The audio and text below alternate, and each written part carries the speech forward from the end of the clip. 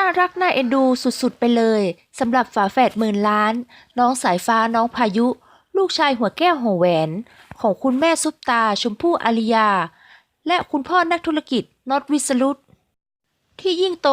ก็ยิ่งเดินตามรอยคุณแม่เรื่องแฟชั่น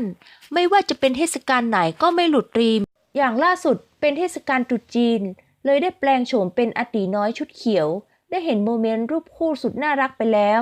มากไปกว่านั้นแม่ชมได้เผยภาพน่ารักกระชากใจพี่ๆด้วยการโพสต์ภาพผ่านอินสตาแกรมเมื่อน้องพายุน้องสายฟ้ายืนกอดคอจุ๊บกันอย่างน่ารักเป็นโมเมนต์ที่คนเป็นแม่ถึงกับต้องเก็บไว้ในความทรงจำแม้จะมีเพียงแคปชั่นอีโมจิลิงหัวใจลิงสื่อให้เห็นว่าลิงรักกันจากรูปก็รักกันจริงๆแหละค่ะทำเอาพี่ๆต่างเข้ามาคอมเมนต์ชื่นชมในความรักกันของสองพี่น้องและที่น่ารักน่าเอ็นดูไปกว่านั้นก็คือการเขย่งขาเพื่อจุ๊บของพี่น้องสายฟ้านั่นเองค่ะ